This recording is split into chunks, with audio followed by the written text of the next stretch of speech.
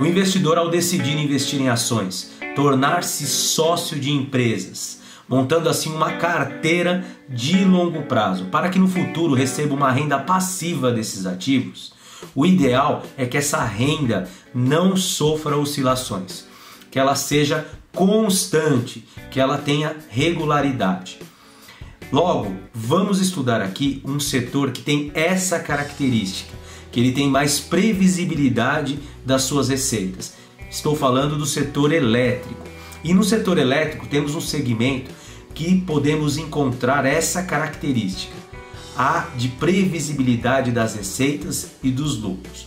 E nesse vídeo vamos estudar três empresas que se destacam no segmento de transmissão elétrica. Estou falando da Taesa, da Alupar e da ISA-CETEP. Então vamos colocar aqui essas empresas lado a lado e ver qual empresa se adapta melhor ao seu perfil de investimento.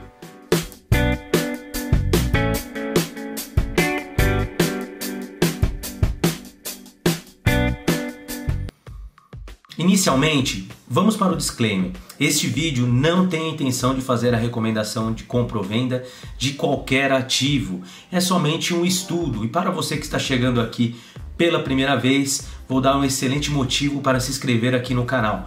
Todas as semanas temos conteúdos novos falando sobre investimentos, estratégia e tudo mais. Então rola a tela para baixo e clica no botão vermelho e venha fazer parte da nossa comunidade aqui no YouTube. Vamos em frente.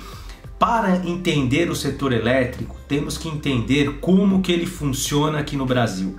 Basicamente, o setor elétrico ele divide em três segmentos: o de geração, de transmissão e distribuição. Geração, responsável pela produção da energia elétrica, seja por hidrelétrica, biomassa, solar, eólica, é onde é produzida, são as usinas que produzem a energia elétrica. O segmento de transmissão é o responsável por pegar essa energia elétrica lá na geração e por longas distâncias levar até os centros urbanos para que a energia seja distribuída. E o segmento de distribuição é o segmento aí responsável, as empresas que ficam nele são responsáveis de entregar essa energia ao consumidor final, seja o comércio residencial ou até as empresas. Então, assim funciona o setor elétrico. E o setor elétrico ele tem algumas características e alguns aspectos que são muito interessantes para o investidor de longo prazo. Então o investidor, quando ele vê esse setor, primeiramente ele vê uma alta previsibilidade de remuneração devido à demanda recorrente. Então a demanda ela se mantém constante. Então mesmo em períodos de crise, a demanda ela não sofre grandes alterações. E também tem um crescimento constante e gradativo dessa demanda nas últimas décadas. Então o que a gente prevê também para o futuro é que essa demanda, até pela questão tecnológica, continue a crescer, a demanda de energia elétrica. E a terceira característica é uma regulamentação muito bem definida, que torna uma alternativa mais segura em tempos de alta volatilidade do mercado. O que é a volatilidade do mercado?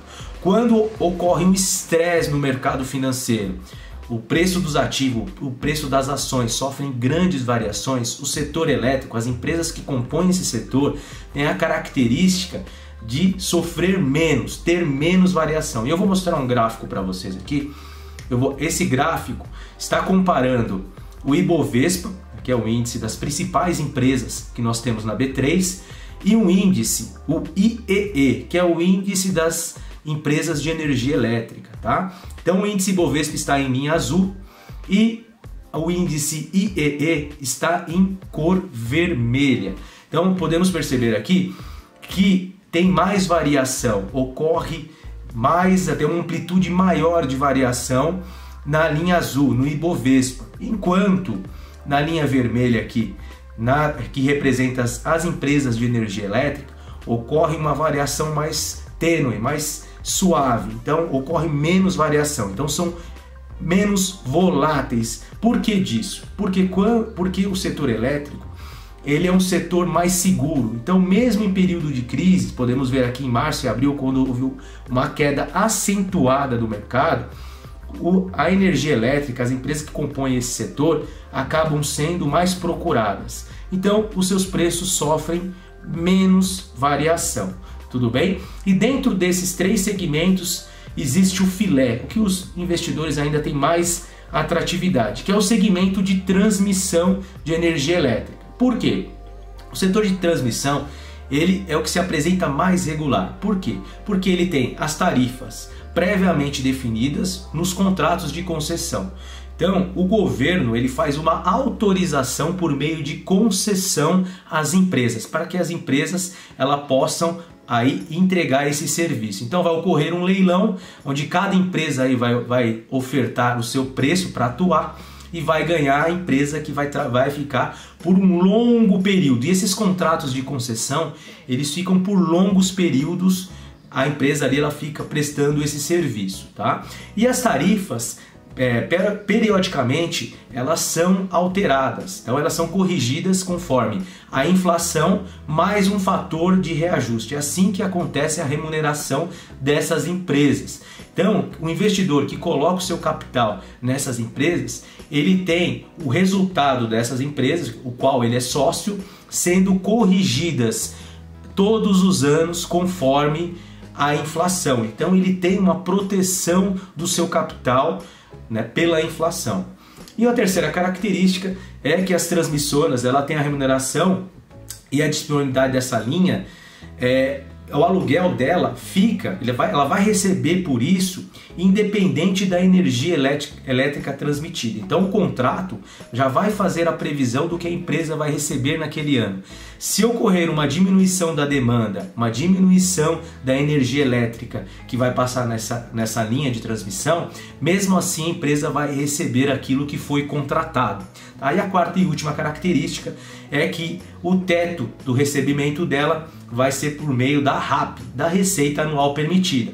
Entendido isso, como funciona o segmento de transmissão de energia elétrica, podemos perceber que ele é algo mais tranquilo, algo mais seguro. Por quê? Porque ocorre a previsibilidade dos resultados das empresas, tá? E agora vamos verificar aqui, vamos fazer a comparação das empresas. Peguei as empresas que mais se destacam nesse setor, que é a ISA-CTEP, a Alupar e a Taesa, tá? Então, são as 3 empresas que nós aqui separamos para comentar. Então, primeiramente, vamos falar sobre a governança dessas empresas. O tag along aqui da ISA-CTEP, ela não tem tag along, eu acho que é a maior dificuldade de se investir nessa empresa. Ela não tem aqui, ela não abre o direito para o acionista minoritário, então já vejo um primeiro problema. Então o tag along é o direito que o investidor minoritário tem em relação ao sócio majoritário, então ela não dá uma equiparação de direitos. Já na Alupar tem 100% e na Taesa também. Free float da TRPL4 da ISA-CTEP é de 64%, enquanto na Alupar é de 48% e na Taesa 63%. E aqui também estão os segmentos de listagem das 3 empresas, tá? Agora vamos falar um pouquinho sobre os indicadores fundamentalistas das 3 empresas. Da ISA-CTEP, ela está com preço sobre lucro. Preço sobre lucro é o que a gente está pagando nessa empresa e o que a gente tem de retorno conforme o lucro. E esse indicador ele dá em anos. Então é o que a gente vai ter de retorno dos nossos investimentos em anos, por meio dos lucros. E aqui, a ISA-CTEP, receberíamos os nossos investimentos de retorno, demoraria 6,5 anos. Enquanto na Alupar 11 e na Taesa 7. Nessa questão aqui, a ISA-CTEP é uma empresa mais atrativa. Por quê? Quanto menor esse indicador, melhor, tá? Preço sobre valor patrimonial. Então, o preço da ação considerando o seu patrimônio. A ISA-CTEP tem 1,11, a Alupar 1,31, enquanto a Taesa 1,78. Então, a ISA-CTEP também uma empresa que está mais barata, mais descontada. E o dividend yield? A ISA-CTEP 6%, a Alupar 1,4% e a Taesa 8,6%. Nesse quesito, a empresa, a Taesa, ela tem um dividend yield maior, torna-se assim mais atrativa. O ROI das empresas aqui, da TRPL, da ISA-CTEP 17%, da Alupar 12% e da Taesa 24%, tá? As margens, vou falar aqui margem bruta, margem EBITDA e a margem líquida, tá? As maiores margens aqui são da Taesa, enquanto a Alupar fica por último, tá? Então a Taesa aqui tem margens e mostra, né, também a sua rentabilidade maior, né, tanto aí no ROI quanto nas margens, uma empresa que tem os indicadores de rentabilidade melhores, tá? E o endividamento, a empresa aqui que torna-se mais endividada é a Taesa, tá um indicador aqui de 3,72, então a dívida líquida sobre o EBITDA, tá? Quanto tempo demora a pagar essa dívida líquida por meio do operacional da empresa, por meio do EBITDA. Então, é uma empresa que demora mais tempo para pagar a sua dívida do que aquilo que ela produz, tá? Então, ela está com o indicador acima. Liquidez corrente, das três empresas, são bons indicadores, né? Esse indicador de liquidez corrente, quando acima de 1, quer dizer o seguinte, quer dizer que a empresa tem capacidade de pagar suas dívidas de curto prazo. Então, quanto maior esse indicador, melhor. E nesse quesito, a Taesa se torna aí uma empresa mais atrativa. E o crescimento dessas empresas nos últimos 5 anos, tá? A ISA-CTEP 24%, a Alupar 26% e a Taesa 3,71%. Então, nesse quesito, a Alupar é uma empresa que apresenta um maior crescimento, tá? Falado isso, pessoal, vamos para a parte aqui do vídeo que eu entendo que é mais interessante. Mas antes, se você está gostando do vídeo, não esqueça de deixar seu like, dar um apoio aqui para o canal, compartilhe o vídeo com os amigos, tudo bem? Então vamos prosseguir. Vamos falar um pouquinho da questão do dividend yield de cada empresa. E qual é a classificação de cada empresa com relação à sua maturidade e à sua distribuição de dividendos. Mas para isso eu não posso analisar somente o dividend yield. E o dividend yield é pegar o recebimento dos dividendos dos últimos 12 meses, o que recebeu de proventos, dividendos e juros sobre capital próprio, e dividir pelo preço da ação, tá? Isso é o dividend yield. O dividend yield maior aqui é o da Taesa. Mas eu não posso olhar somente para esse indicador.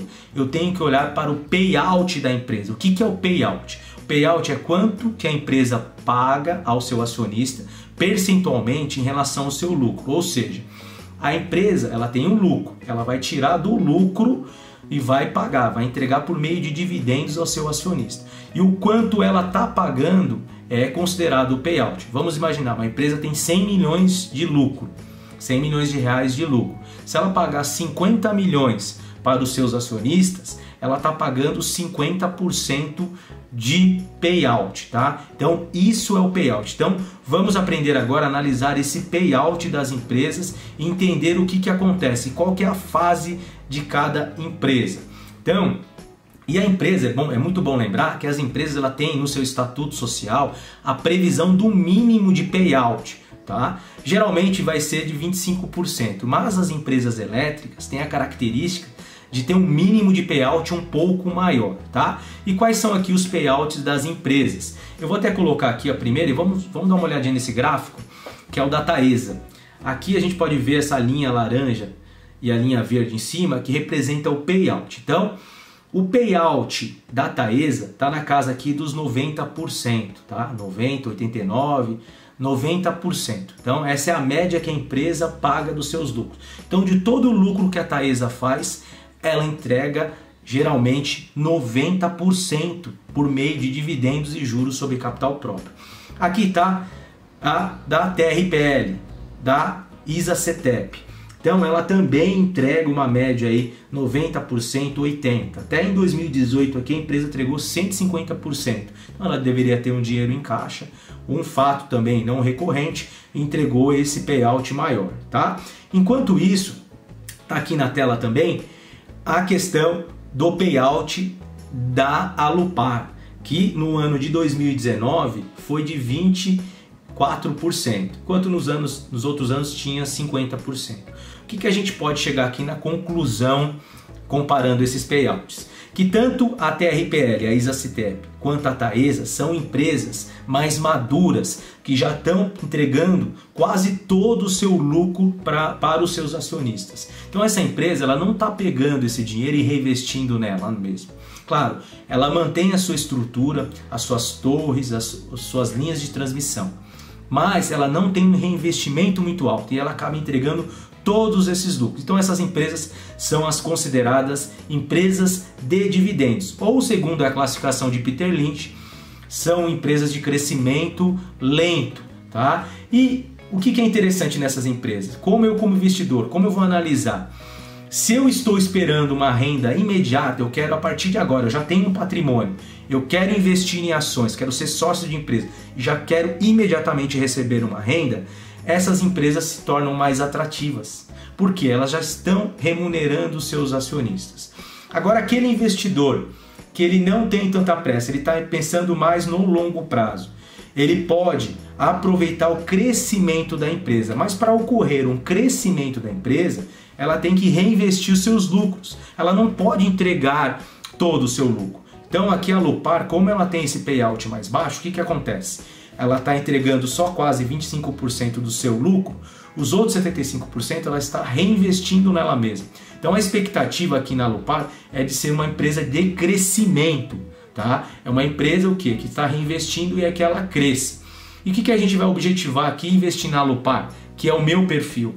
É pegar esse crescimento da empresa, que ela vai, por quê? Crescendo as suas receitas, é o que ela demonstra já nos últimos anos, que ela vem crescendo, é que venha crescer as suas receitas, crescer o seu lucro e cotação no final das contas, no longo prazo, segue o lucro. Então, se o lucro aumentar, a cotação vai aumentar consequentemente. Então, essa é a característica da Alupar. Então, para aquele investidor que quer pensar um pouquinho mais no longo prazo, quer uma empresa mais de crescimento, a Alupar se adequa mais. Agora, aquele investidor que quer uma renda imediata, ele pode aproveitar a TRPL4 e a Taesa. Lembrando que a TRPL4 tem um problema no tag along, tá? Uma empresa que eu já evitaria, mas tem ótimos indicadores, como a gente pôde ver aqui. Pessoal, espero que vocês tenham gostado do vídeo, essa aqui era a mensagem. Eu vou encerrando por aqui, tá? Um grande abraço, nos veremos aí nos próximos vídeos. Até mais, valeu!